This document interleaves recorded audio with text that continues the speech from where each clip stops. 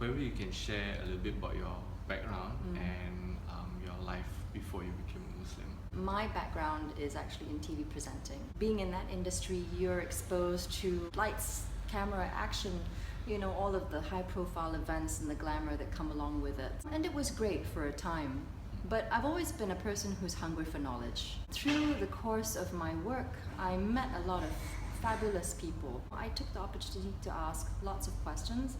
It was probably one of the things that helped me find my way towards Islam. I think the signs, you know, that I was going to go this route were evident from very early on when I was still in high school.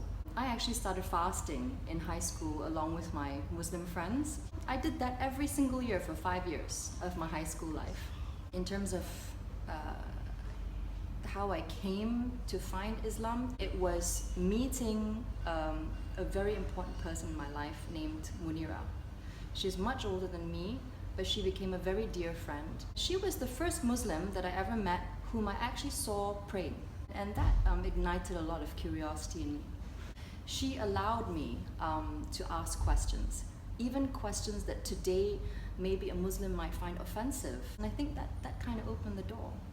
I would really like to learn more about Islam with zero intention of being a Muslim. I would just like to go for a class and just kind of learn what it's all about and why there's all of this anti-Islam sentiment. I started attending class with a lovely teacher who taught from home.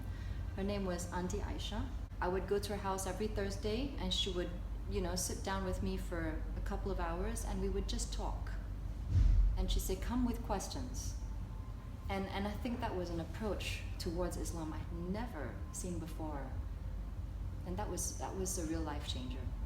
From that point in time, you were asking questions with zero intention of becoming Muslim. Yeah. So what happens after that? 9 months to a year after joining Auntie Aisha's sessions, she asked me, you know what it means to be a Muslim? I said, yes. You have to believe in Allah and you have to believe in Rasulullah. And she says, you know, you've been coming to me for 9 months, do you believe? I said, yeah, I definitely believe in God and that there's only one God. And she says, well then that makes you Muslim. I said, you know, I'm not ready for this. How did it feel like when she said that to you? The most natural thing in the world. Over time, a few more months, I began to accept, you know what? What's really stopping me? I made arrangements privately with her to convert. And of course, I had to speak to my parents. They did not take it well at all.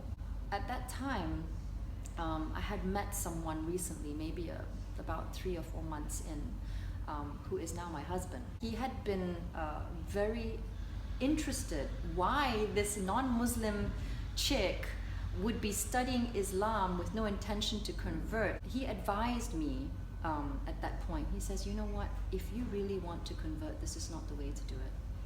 You know, you need to let your parents come to terms with it as well. Remember, even if you accept Islam, you cannot separate yourself from your parents. They will still be your parents. So it's very important for you to mend your relationship with them first.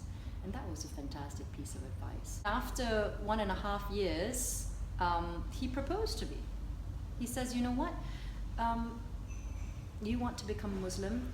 I've decided I'm in love with you and I would like to make you my wife, and this will also help you to achieve your goals of becoming a Muslim.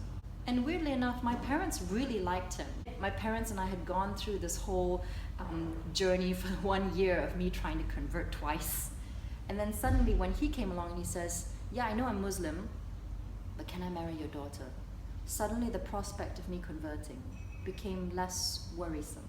Where they would never previously have accepted me converting as a single woman, they were more accepting to the idea of me converting because of marriage, right? And the worry that I would not be able to find a life partner and this and that he was a nice person, a good person. And that paved the way really for me to convert. Out of curiosity, how did it felt when you said the testimony of faith, the Shahada? How did it felt for you? a relief.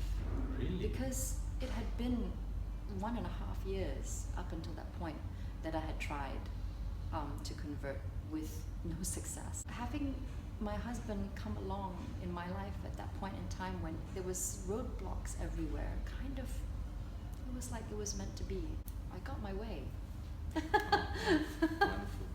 What's your favorite part in Ramadan? All of those years of fasting with no meaning. You know, nak kurus lah, solidarity lah. For the first time I sat down during Ramadan, did you know, Salat 3 in the morning, and really reached out to Allah and said, you know what, Allah, I need this Ramadan to change me. I need to feel something in here, because this is just so hard.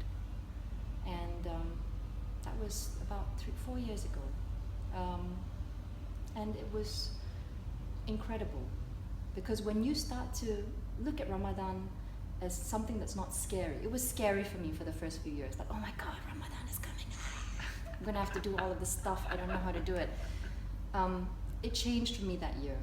You know, all of the prayers began to really mean something. I began to look forward to the solace. I began to look forward to the peace, the quietness in the night, you know, when you wake up to pray, because you've found the connection with Allah that you didn't have before. Being a revert, you know, what's your message, you know, for the people that are watching this? For my non-Muslim friends who are watching this video, you know, your friend doesn't change when they become Muslim. They still need love and they still need your support. They need it even more when they decide to go with a new religion. We're doing this because we have to. We need it for our heart, we need it for our soul, and it doesn't change the way we feel about you. We still love you and we still need you in our lives. For my Muslim friends, you know, go easy on us. You know, there are plenty of other new converts out there who just kind of don't need the pressure. They maybe need advice, but let them come to you and ask. And if they look like they're going through a tough time, give them a break. For my new Muslim friends, you know, I've been there. Hang in there. I know it's not easy. People will tell you all sorts of things about what you should or shouldn't do. Don't forget, you have to keep moving forward. Alright? The search for Allah is never ending. So if you've come this far, keep going. I promise you it'll be worth it. I promise. This has been very meaningful experience for me to listen to your story as well. Thank you so much, Sheahnee. I really appreciate it.